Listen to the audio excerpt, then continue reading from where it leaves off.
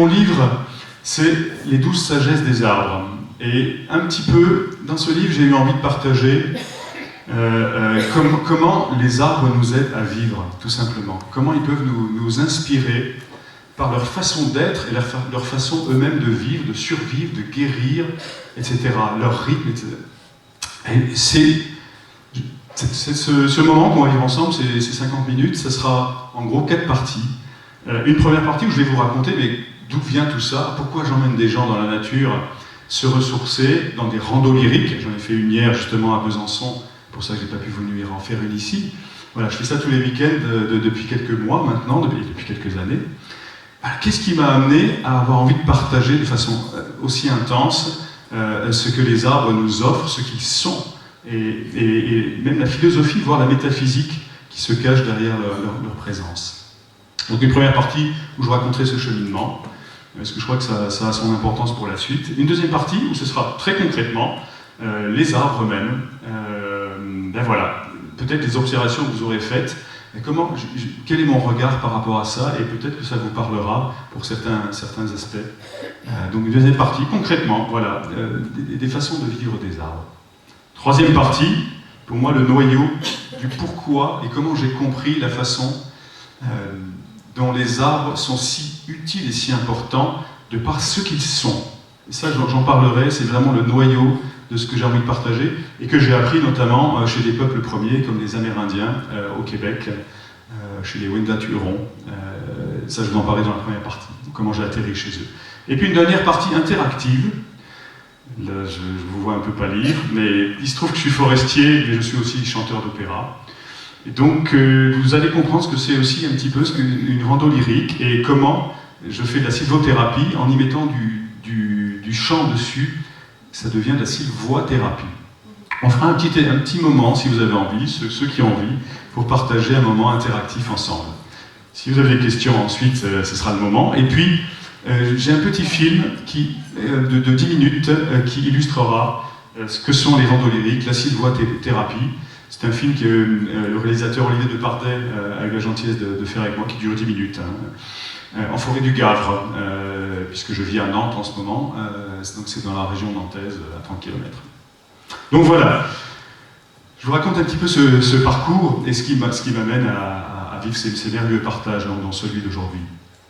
Je suis né en Lorraine, donc la Lorraine, un peu comme ici, c'est une région très forestière, donc je suis tout le temps en forêt. Et le petit garçon que je suis, il est un peu mélancolique, et il a vraiment tout le temps envie, chaque soir, d'aller faire un tour, avec certains copains arbres déjà. Je sais que je leur parlais. Je ne savais pas trop pourquoi, mais c'était déjà source de bien-être dans mon enfance. Leurs écorces ont accueilli mes joies, et ils ont accueilli aussi certaines de mes larmes. Ils ont épongé certaines de mes larmes. Donc voilà, ça commence comme ça en Lorraine. Les vacances dans les Vosges, avec mon grand-père, des souvenirs que peut-être chacun d'entre nous a, des souvenirs d'enfance et de bien-être d'enfance. Pour moi, les Vosges, c'est un peu comme ici, c'est beaucoup les résineux. Je me sentais vivant par rapport à ces odeurs, ces effluves, ces huiles essentielles qui nous enveloppaient. Donc 2 mois les vacances dans les Vosges. Tout naturellement, j'ai envie de devenir forestier. C'est vraiment ma passion, une de mes passions. Je deviens technicien forestier. Ça se passe pas loin d'ici, à l'école de Poisy-Annecy, l'école d'agriculture. Donc je viens passer 2 ans en Haute-Savoie avec grand plaisir. C'est là que naît ma vie de forestier. Donc ça commence. À l'époque, je suis encore sous le coup du service national, et plutôt que de faire le service, je me suis dit je vais faire la coopération et faire mon métier en Afrique. Je pars au Burundi pendant 2 ans. C'est passionnant, je plante des eucalyptus, des arbres d'Amérique centrale pour les besoins des populations. On dit, vous savez, c'est un des pays les plus pauvres au monde. Et rien que pour créer du bois de chauffage pour la cuisson, du riz, qui est là-bas une des bases alimentaires, on ne peut pas manger de riz sans cuisson. Donc il y avait des besoins énormes de bois, de bois de chauffage, curieusement. Donc je vis 2 années absolument exceptionnelles, sauf que là, il se passe un truc qui va me faire assez mal tourner. Je découvre que j'ai une voix de ténor. Et à la chorale de Bujumbura. Le hasard absolument incroyable d'un copain qui me dit tiens, on a besoin d'hommes comme dans beaucoup de chorales, je ne sais pas si certains parmi nous chantent, il manque toujours des hommes, et je me retrouve à la chorale de Bujumbura. Le chef de chœur me dit vous avez une vraie voix de ténor, tu fais ce que tu veux avec ça. Bon, voilà. La vie se passe au Burundi, je continue ma vie de forestier, que j'adore. Je rentre en France sur un poste à Carcassonne, là pour conseiller les propriétaires forestiers dans la forêt privée. Aussi, comment dire, la protection contre les feux de forêt dans le département de l'Aude. Et aussi, je travaille au Canada et pendant 6 mois. Là, je m'occupe de la prédation des bébés caribous dans le parc de la Gaspésie. Voilà, ça rejoint la forêt, parce que s'il y a trop de bébés caribous, s'il y a une prolifération de cervidés, vous en savez peut-être quelque chose ici, et bien voilà, la forêt en pâtit. Donc il fallait trouver l'équilibre entre les prédateurs, qui étaient le coyote et l'ours noir, par rapport aux bébés caribous qui eux-mêmes disparaissaient dans ce parc. Voilà, donc des expériences très diverses, passionnantes, dans le monde de la nature et de la forêt. Sauf qu'il se confirme, je prends des cours de chant à Toulouse, puisque j'étais à Carcassonne, il se confirme que j'ai une voix de ténor. Vraiment. Donc je décide de tenter le coup. Voilà, j'aime la musique depuis tout petit aussi, c'est ma deuxième passion. Je pars dans cette direction, je laisse mon métier de forestier et je pars. Je raconte tout ça parce que ça a son importance pour la suite. Je pars au conservatoire à 26 ans, etc. 6 ans après, je deviens professionnel du chant dans les chœurs d'opéra de Monte-Carlo. Puis après, c'est tout bonus. Des petits rôles, je gagne des concours en Autriche, j'ai des agents artistiques là-bas, et c'est des premiers rôles. Donc je chante beaucoup de premiers rôles en Suisse, en Allemagne, en Autriche, très peu en France. Et je suis comme happé dans un autre système. J'oublie un peu la forêt en attendant. Voilà. C'est aussi pour ça que je vous parle de ça. J'oublie de revenir tous les jours, toutes les semaines, me connecter à mes arbres. J'oublie quelque chose de fondamental au fond de moi. Happé dans le système grisé, c'est une sorte de show business relatif, hein, mais grisé par le show, voilà, ce monde artistique. Des bonnes critiques, je suis ténor, donc voilà, j'ai souvent des bonnes critiques dans certains rôles, comme Werther ou Tamino, de la flûte chantée, Werther de Massenet. Voilà, ça dure quelques années, je ne sais pas dire non, je chante tout le temps. Et paf, à un moment donné, tout ça s'arrête, je perds ma voix. Ce qui était à l'époque un drame absolu, je voulais mourir, j'étais très identifié au ténor que j'étais, s'est avéré être un grand cadeau par la suite. Qu'est-ce qui s'est passé à ce moment-là? Une chute infernale. Je passe de ténor international à quasiment en 3 ans le RMI, les minima sociaux. Il me reste très peu d'argent de cette grande époque faste. Je flambais. Et c'est pas loin d'être à la rue. Il y a ce moment où il faut que je réagisse. Je suis tout seul. Je m'enferme, hein, j'ai des amis, tout ça, mais c'est le moment où je m'enferme complètement. Et il y a ce moment charnière où je me dis, si je continue, je vais vraiment crever. À quoi je dois me reconnecter pour vivre à nouveau, pour me ressentir à nouveau la joie de vivre? Parce que je ne l'avais plus, j'étais comme mort à l'intérieur de moi. Et c'est là que j'ai entendu la petite voix de mon enfant intérieur, le petit Vincent. Mais je l'ai vraiment entendu, la petite voix toute aiguë que j'avais quand j'étais gamin, qui m'a crié, mais t'as oublié, loup, forêt, amérindien, Québec, Canada, forêt, Vosges. Et rien qu'entendre ces mots-là, je ressens à nouveau mon cœur battre quelque part, à ce moment-là précis. Je me rends compte que je ne le ressentais plus, il y avait quelque chose de vraiment éteint. Et là, je tape ces mots, loup amérindien, forêt, Québec, sur le web, dans Google, tac, tac, tac, tac, comme animé par ça. Hop, la première site qui apparaît, c'est site culturel amérindien Tzolontoine. Venez vous ressourcer dans les forêts au nord de Québec. Il me reste, avec l'argent qu'il me reste, je prends le premier billet d'avion pour le Québec, je réserve pour 1 semaine, je pensais rester 1 semaine. Et me voilà débarqué chez M. Régent Garigois Sioui, un des chefs de la nation Wendat Huron, qui m'accueille. Je pensais rester 1 semaine et je suis resté 4 mois. Et quand je suis arrivé, et il me dit quoi? Il me dit avec son accent québécois, pardon s'il y a des Québécois, je vais un petit peu faire. Il me dit, mais ça n'a pas de bon sens, écoute donc, là, mon gars, t'es pas dans l'instant présent, là, t'es pas là, t'es pas vivant, là, t'es que dans tes regrets du passé, là. Et que les projets, tu étais un grand ténor, là, tu devras devenir un grand ténor, mais t'es pas vivant, t'es pas juste là, avec nous, avec moi. Puis il avait raison. Et je me prends ça dans la figure, t'es pas vivant, mon gars. Sauf que, à peine je pose le pied sur son site culturel amérindien, il faisait moins 15, on était à la fin de l'hiver, hein, c'est le Québec.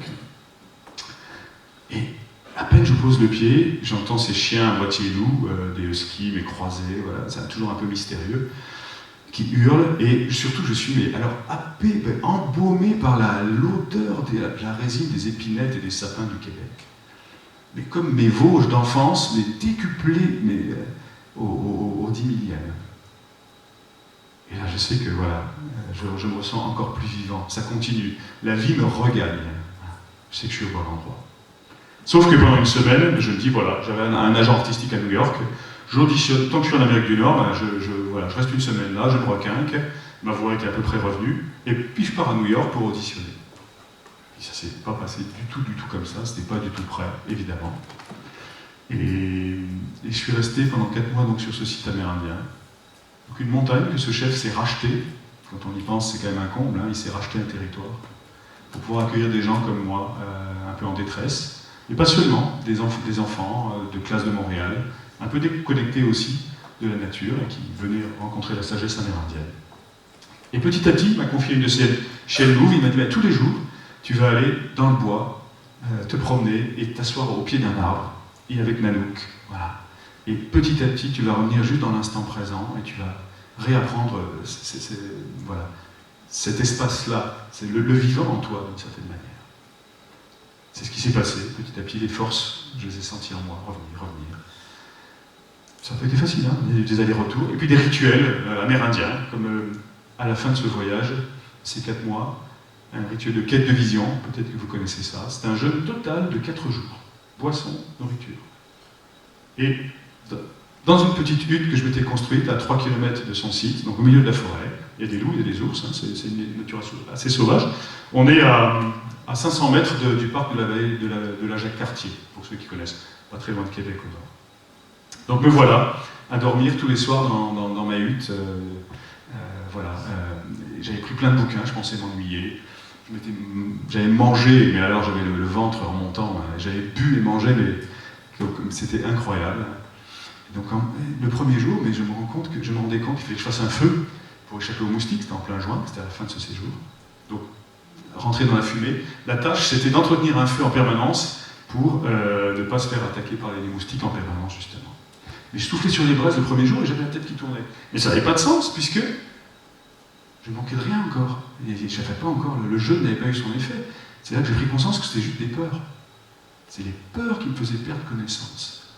Et la preuve était là dans les jours qui ont suivi. Un peu moins peur le deuxième jour. Troisième jour, plus aucune peur. Je n'ai pas ouvert un seul bouquin. J'étais au pied d'un grand arbre, j'avais choisi ma zone de pouvoir. On appelle ça comme ça pour ce rituel-là. Et petit à petit, je manquais un peu d'eau, un peu de nourriture, mais dans le fond, c'était pas si terrible que ça. Je découvrais un autre espace, une autre énergie, beaucoup plus profonde qui est apparue. C'était plus physique, c'était plus musculaire, ça n'avait plus rien à voir. Et tout d'un coup, je me sentais mais d'une intensité de juste vivant dans l'instant. Chaque mouvement de ma main, pour aller toucher une écorce, je goûtais chaque micro-mouvement du doigt. Je sentais la pulsation, j'étais en connexion avec mon air dans les narines. J'étais en même temps avec mes pieds nus pendant 4 jours sur la terre, avec mes appuis, le contact de ma matière avec la matière extérieure. Tout ça était extrêmement présent en sensation interne. C'était juste une joie pure d'être vivant. Et là, j'ai découvert, grâce aux arbres, grâce à cette nature, qu'on a besoin de rien d'extérieur, pour nous stimuler, pour notre bonheur. C'est une illusion, ce truc-là. La joie de vivre, elle est là à l'intérieur de nous. Et les arbres, qui sont de la présence pure, nous communiquent ça de façon naturelle. Je voulais arriver à ce moment-là, parce que c'est pour moi le vécu fondamental, le moment où je me suis senti le plus vivant dans ma vie. Et quelque part, c'est ce que je partage maintenant dans mes randonnées lyriques. Un concentré en 3 heures, une journée, 2 jours, bientôt 5 jours, de pratique de l'instant présent, accompagné par ces arbres. Alors ces arbres, de quelle manière ils nous inspirent? Au fil des observations que j'ai faites, notamment au Québec et puis depuis tout petit, je les regarde vivre, simplement. Et qu'est-ce qu'ils nous racontent? Par exemple, qui suivent les rythmes des saisons. Quelque part, nous, les humains, on l'oublie. Un arbre, il ne va jamais fructifier, faire des fruits en hiver. Il ne va jamais bosser comme un fou en hiver. Il va savoir se reposer dans les moments où le contexte naturel l'amène à se reposer. Pourquoi nous, les humains, on est quelquefois pas à l'écoute des rythmes de la nature, et même des repos naturels d'une journée, des rythmes d'une journée, avec des moments de croissance, des moments de repos. Souvent, on ne respecte pas assez nos moments de repos quand le corps nous appelle. Et j'en sais quelque chose. Hein. Je suis tombé souvent sur scène, dans les pommes. Je suis tombé plein de fois. Mon corps me l'a rappelé quand je ne suis pas avec lui et que je ne suis pas allé à son écoute. Et ça, les arbres sont extraordinaires pour nous ramener à ça. Ils nous le racontent, tout simplement. Voilà, les saisons. Ils savent se reposer, par exemple, en hiver. Ils savent perdre leurs feuilles. Ils savent faire le bilan d'une année. Laisser mourir certaines parties d'eux, les feuilles, pour la suite. Pour ne pas se laisser alourdir de certaines choses du passé tout le temps emmagasinées. Voilà. Une perpétuelle transformation. Ils nous le racontent, on a ça sur les yeux, et on le voit, mais on ne l'applique pas toujours pour nous-mêmes. Deuxième façon de vivre que j'aime bien raconter dans les randos lyriques, c'est, vous le savez peut-être, c'est quoi la différence de caractère entre un sapin et un épicéa? On a les deux ici. Fondamentalement, ils n'ont absolument pas le même caractère, dans leur jeune âge notamment. Est-ce que vous avez une idée de quoi j'ai envie de parler? Concernant la lumière, leurs besoins en lumière. C'est simple. L'épicéa, c'est un arbre qu'on appelle héliophile en jargon forestier, donc hélios, le soleil.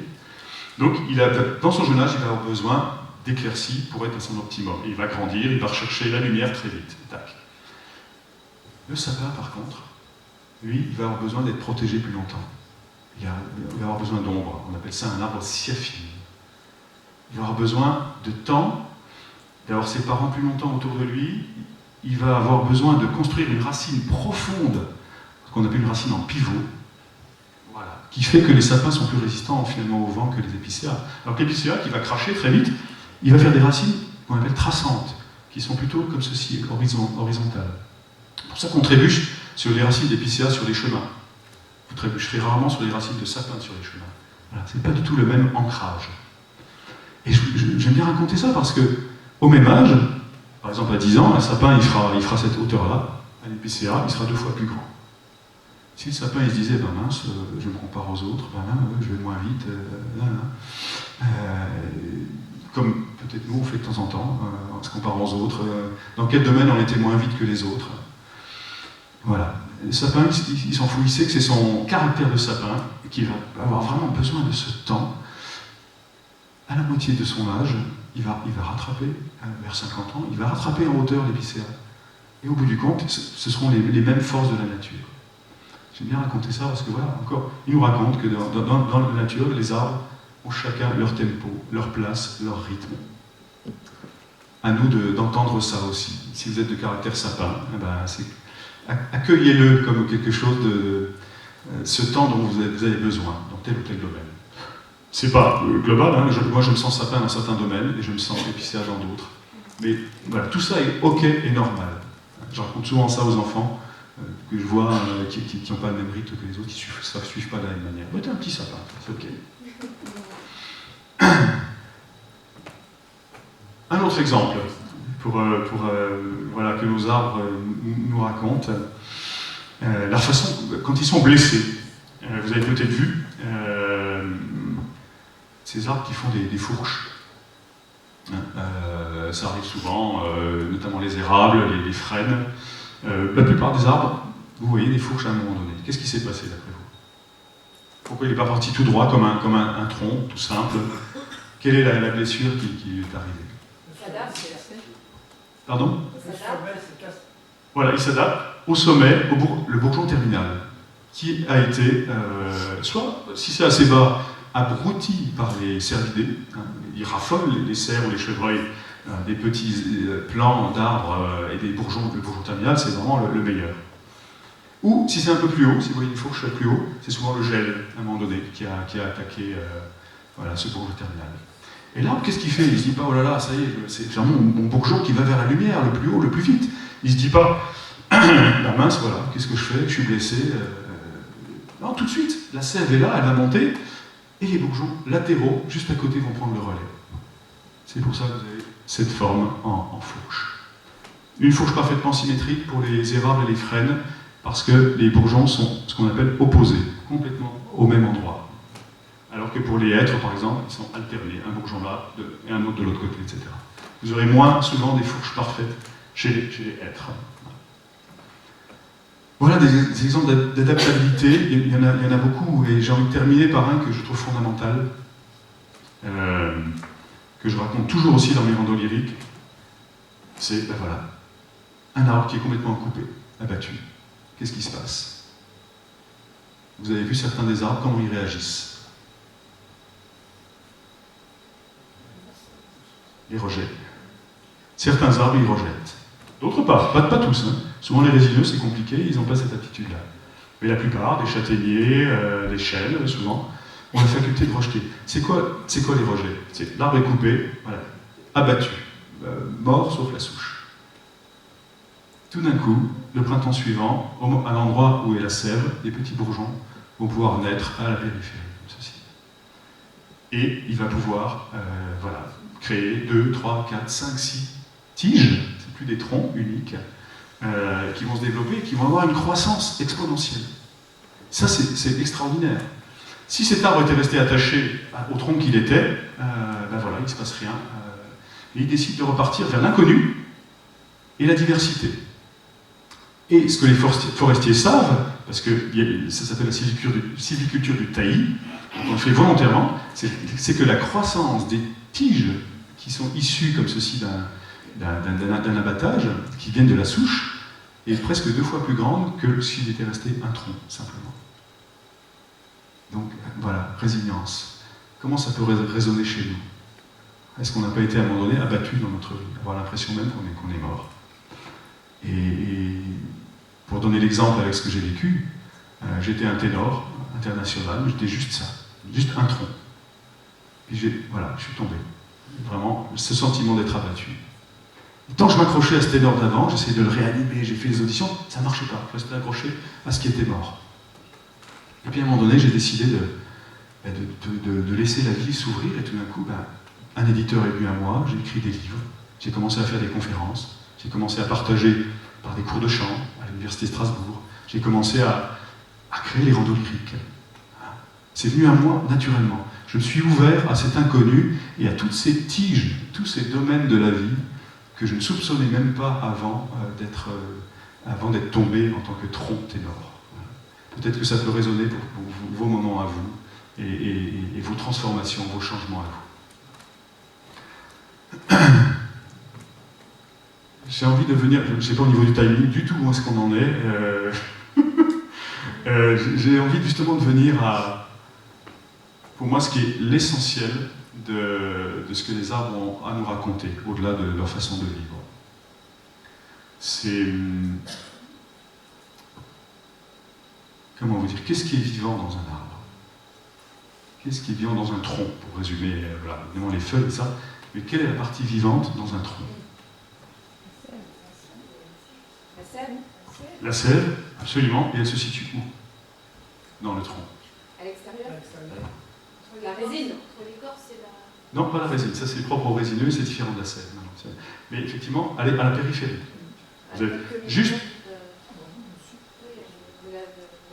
Juste sous l'écorce, effectivement. Donc ce que l'arbre nous raconte, c'est que, et c'est donc le cerne de l'année, hein, c'est vraiment le cerne de l'année. Et en fait, dans le cœur, est-ce que c'est vivant d'après vous, à l'intérieur de l'arbre? Oui. C'est complètement mort depuis longtemps.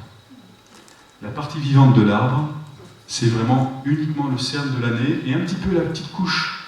Alors, le cerne de l'année, on appelle ça le cambium. C'est aussi intéressant de voir que les botanistes ont appelé ça changement pour ce qui est vivant dans l'arbre au maximum. Changement éphémère, ce côté-là. C'est pour ça que c'est si fragile. C'est pour ça que c'est si fragile, et en même temps, c'est pour ça que c'est si fort. Je vais vous dire pourquoi. Donc, juste en dessous, si on va vers le cœur, le centre de l'arbre, donc vous avez votre cambium, c'est juste ce cerne de l'année. À l'intérieur, vous avez ce qu'on appelle l'aubier, qui est du cambium des années précédentes, en train de mourir, déjà mort ou en train de mourir. Voilà, pas très épais. Et au centre, le vrai cœur du bois, c'est ce qu'on appelle le duramen. Et là, c'est complètement mort. Il n'y a plus de sève, il n'y a plus rien du tout dedans. Si on va de l'autre côté, vers l'écorce, vous avez notre cambium, le cerne de l'année, et puis vous avez encore une partie un peu vivante et en train de mourir, qui s'appelle le libère. Et puis l'écorce qu'on appelle le subère, et qui est morte, qui est protectrice, mais qui, elle aussi, ce sont des tissus morts. Donc en gros, dans un tronc, dans un arbre, la partie vivante, c'est 15%. Et pourquoi j'en viens à ça? L'arbre, il nous raconte que chaque année, c'est comme un cône inversé, comme ça, qui vient de vivant, de l'instant, qui vient se poser sur le passé, mais qui est mort. Il nous raconte que le jus de la vie, c'est l'instant présent, de par sa constitution. C'est au-delà des sagesses. Ça, c'est les Amérindiens m'ont dit. Je suis allé aussi au Népal, les bouddhistes me l'ont dit. J'ai rencontré plein de sagesses qui en parlaient. Mais l'arbre, il nous le raconte dans sa matière. Ça, je trouve absolument... ça m'aide à comprendre pourquoi, et peut-être vous, ça vous aide à comprendre à quel point ils vous aident naturellement. Ils sont de la pure présence, et donc ils vous appellent, si vous autorisez ça, à votre propre présence. Et ça explique aussi alors pourquoi ils sont forts. Sandrine vous dit ça tout à l'heure, parce que ça explique les arbres creux. Pourquoi les arbres, vous avez peut-être rencontré des arbres creux, même certains on peut rentrer dedans, je sais qu'il y en a quelques-uns comme ça en Alsace. Ça nous raconte exactement que le vivant, c'est vraiment que la périphérie. Et il peut être vraiment creux. Il peut avoir un passé complètement pourri. Encore, pensez-y par rapport aux analogies avec nous les humains. Tant qu'il est dans le jus de l'instant présent, il est vivant intensément. Et il se constitue un nouveau socle, certes un peu fragile, puisque le passé est vide, ou pourri, ou compliqué, mais dans l'instant, il se reconstitue. Voilà, un socle de jeunesse et de vie la plus intense. Je sens que ça fait souvent beaucoup de bien quand je raconte ça au rando lyrique. Voilà, des enfants sont plus ou moins blessés. L'art nous raconte que l'instant présent est vraiment venir là est une des solutions pour sa propre résilience. Voilà ce que j'avais envie de partager avec vous pour les arbres. Est-ce que vous avez des questions par rapport à tout ça? Est-ce que c'est valable pour tous les arbres? Le côté, le cerf de nuit, absolument. Oui. C'est le propre des arbres. C'est très différent des tiges, hein, des plantes annuelles, qui elles se reconstituent annuellement. Là, c'est vraiment voilà, cet amoncellement de moments présents, et puis c'est vraiment que la vie qui est le jus de la vie intensément. C'est ce qui lui permet de chaque année de refaire une floraison, des bourgeons. C'est ce moment d'instant présent, justement. Absolument, oui, tout à fait. C'est cette base extérieure du cambium. Et vous imaginez en plus l'énergie qu'il déploie dans cet instant présent. Vous savez, il y a certains arbres, ils font 100 mètres de haut. C'est la hauteur de cathédrale quasiment. Hein. Et vous imaginez la puissance, la pompe qui doit emmener ça à 100 mètres d'altitude. C'est un être vivant. C'est pas de la pierre, c'est pas une montagne. Moi, je trouve ça absolument fascinant. J'ai un respect absolu pour ces êtres vivants et leur énergie. Et Douglas, que j'aime beaucoup, moi, parce que j'en parle beaucoup dans les randos lyriques, oui, c'est 110 mètres dans l'ouest américain. En France, 70 mètres. C'est phénoménal. Oui, monsieur. Oui, non, je vous avoue que là, sur le pince sambro, je ne vais pas avoir d'informations particulières. Vous l'avez identifié, vous l'avez rencontré, cet arbre? Non, il y a une belle diversité, effectivement. Le pince sambro fait partie des pins en général, qui eux sont justement, ont la particularité, donc celui-ci aussi, d'être particulièrement des arbres de lumière, par exemple.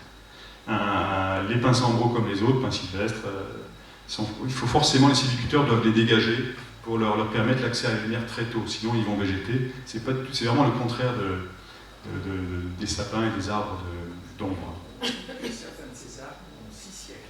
Oui, absolument, tout à fait, 6 siècles. Et alors pour vous dire, vous parlez encore effectivement de l'âge de certains arbres. À Nantes, où je vis en ce moment, il y a plusieurs arbres, dont un spécifiquement, un châtaignier, qui a 1300 ans, il a connu Charlemagne. En France, le plus vieux, c'est un olivier qui a 2000 ans, aux alentours de 2000 ans. En Europe, non, c'est pas en Europe, c'est aux États-Unis. Le plus vieil arbre, sous forme de tronc, c'est 5000 ans. Et on peut aller bien plus loin en âge pour des arbres qui se reproduisent justement par rejet ou de façon végétative. Vous avez comme ça des épicéas en Suède ou en Norvège qui font 10 000 ans. Ils ont la souche à 10 000 ans. Après, ils se reconstituent au fil de... Vous vous rendez compte, 10 000 ans, c'est quand même exceptionnel. Et vous avez même, je crois que c'est un pin, un peuplement de peupliers faux tremble dans l'Utah, aux États-Unis, qui a 80 000 ans. La souche a 80 000 ans. Vous imaginez, c'est incroyable, on ne peut même pas nous-mêmes l'imaginer. Ceux qui ont 80 000 ans? Tous les ans en général. Elle se génère à partir de quoi? De quoi se nourrit-elle? Ah oui. Oui, absolument. C'est ce phénomène de prolifération du cambium, de l'oxylène, le bois, qui vient par le phénomène à la fois de la nourriture dans la terre, des nutriments, la richesse de terre, l'eau, et puis la lumière. C'est une espèce de symbiose entre terre et ciel, et qui fait que voilà, cette nourriture, c'est comme ça qu'ils se nourrissent. Souvent, ce qu'on ne sait pas, on pense à la photosynthèse pour l'arbre, c'est-à-dire cette faculté, grâce à la lumière qu'ont les feuilles, de transformer le CO2 en oxygène. L'arbre a aussi la même respiration que nous, dans l'autre sens. Sauf qu'il n'y a pas de poumon, il n'y a pas de, il n'y a pas de bouche, il n'y a pas d'organes respiratoires comme ça. Ça se fait juste simplement au niveau cellulaire. Et cette respiration-là, justement, pendant l'hiver, où la respiration de photosynthèse n'a plus lieu, parce qu'il n'y a plus de feuilles souvent, ou alors c'est très limité pour les résineux, pendant ce temps-là, il y a quand même la respiration dans l'autre sens, qui est plus similaire à la nôtre, cellulaire, qui continue à se vivre. Donc c'est aussi une forme de nourriture de cette manière-là. Vous savez que, justement, l'hiver, le danger pour l'arbre, c'est quoi le plus grand danger? Pourquoi il se dépouille de tout ça et il va au ralenti? C'est le gel. S'il restait de la sève en hiver, ce serait une catastrophe absolue, l'arbre exploserait. Donc c'est une espèce de... Oui, tout à fait. Et c'est une espèce de manière d'exister qui est absolument extraordinaire pour ça. Est-ce que ça en fait des êtres exceptionnels pour vous? Pour moi, ce sont des êtres de présence pure, c'est-à-dire qu'ils ont pour moi, en ce sens, ils sont exceptionnels, en ce sens, ils peuvent nous aider. Ils n'ont pas de mental, comme nous on l'a. Ce qui nous détache de la présence quelque part, ce qui nous fait des fois nous déconnecter, ben voilà, je l'ai vécu, vous l'avez sans doute vécu aussi, quand avec notre mental, on projette, où on est dans les regrets, où on n'est pas dans l'instant. Sans rejeter le mental, mais l'arbre, il nous raconte vraiment cet espace infini de l'instant présent qui est là, qui du coup peut accueillir tous les autres phénomènes, notre mental, nos émotions, et tout le reste, les peurs, Si on est connecté à cet espace que j'appelle de l'être, qui est donc connecté à l'instant présent, on est comme l'océan qui accueille une rivière en furie. On ne se prend plus pour la rivière en furie. Par contre, le mental, c'est une forme de rivière en furie, ou une émotion. Quand on est l'eau, à quoi on se connecte? À l'océan ou à la rivière en furie? Et l'arbre nous raconte ça.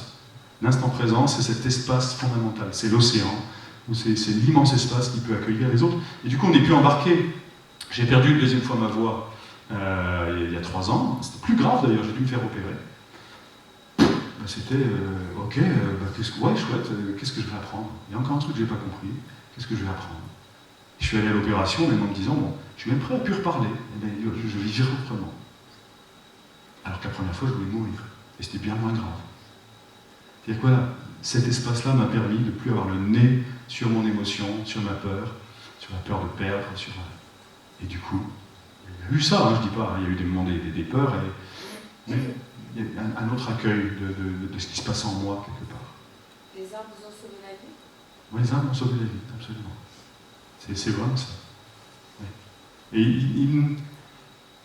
quelque part, ils ont un côté, pour moi, je vous parle de ça, il y a un côté métaphysique, quand je parle de l'être, tout ça. Mais ce que j'aime dans ce que les arbres nous racontent, c'est qu'il n'y a pas besoin d'être religieux par rapport à ça. C'est dans la façon dont ils s'incarnent qu'il y a un accès pour moi à une forme de métaphysique que j'ai rencontrée dans la sagesse amérindienne. Et j'avais besoin de cette incarnation, que ce ne soit pas une croyance, oui, que ce soit voilà, ce qu'ils sont, et que c'est visible. Alors c'est mon interprétation, c'est mon regard, mais c'est concret. Voilà. Ce cerne, ce vivant en lui, c'est vraiment l'instant présent. Je ne sais pas si ça vous parle ou si c'est un peu étrange.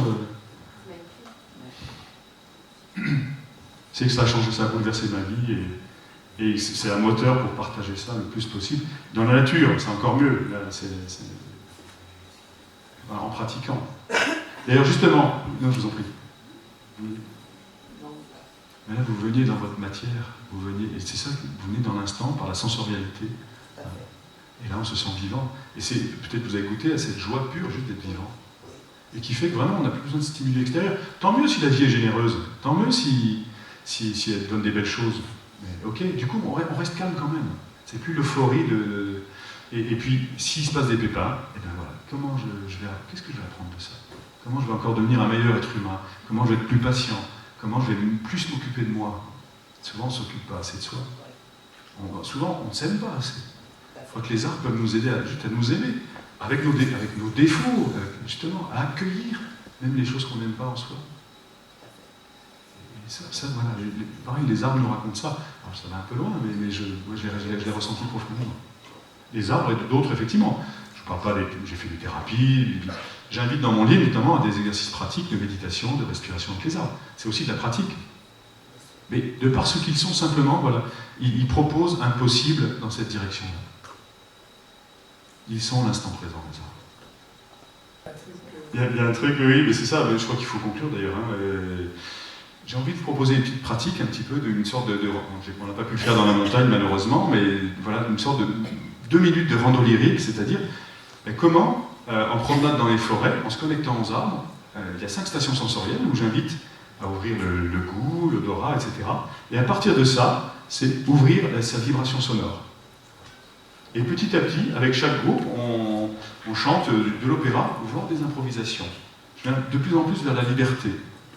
Pour moi, la sylvoithérapie, ça sera ça. Permettre à la personne qui m'accompagnait d'abord de s'ancrer dans leur matière avec les arbres, et à partir de là, dans leur sensorialité, de se sentir très vivant. À partir de là, de laisser juste vibrer leur sonorité, leur voix, et peut-être de créer leurs chansons, leurs textes, peut-être la chanson que chacun a envie de chanter à son enfant intérieur, ou à quelqu'un d'autre, ou à soi-même. Voilà. J'ai envie, pour conclure, de faire une toute petite improvisation. Vous proposer de fermer les yeux et de vous mettre en relation avec un moment en forêt.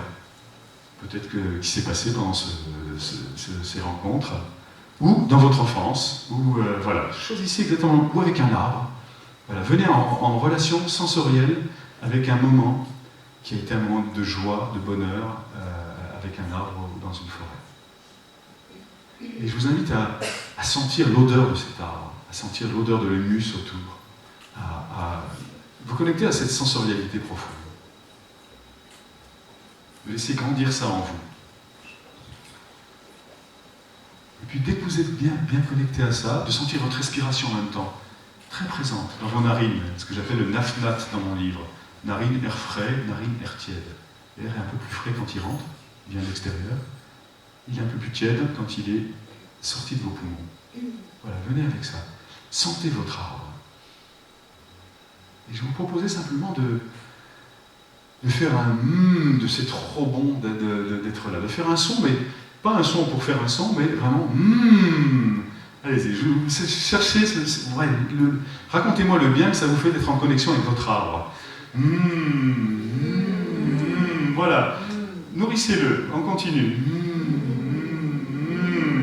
Allez-y, ça vient de l'intérieur de vous et cette sensation.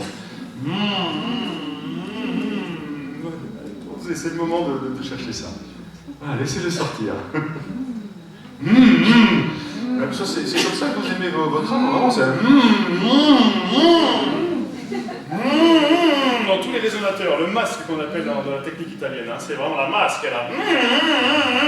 Faites résonner tout ça de votre centre aussi. Allez-y. Et vous pouvez ouvrir le son, à un moment donné, ça devient.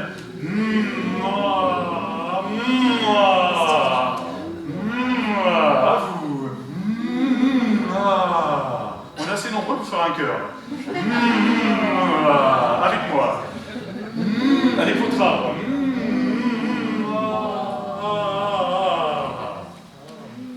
Maintenant, je vais vous proposer, pour terminer, en restant connecté à ça, de juste me faire un son comme ça ouvert, un peu bourdonnant. On est assez nombreux pour le laisser venir en continu. Et je vais venir, ça va donner un support, et je vais venir improviser avec ma voix de ténor au-dessus. Et on va juste terminer en chantant ensemble. mais soyez connectés avec votre art. À chaque inspiration, vous sentez votre sapin, votre épicéa, votre être, vous touchez l'écorce de votre être, vous êtes dans cette forêt. C'est l'amour de votre forêt. On y va, on essaye? Oui. Donc, cette note-là, par exemple, très simple. Oui,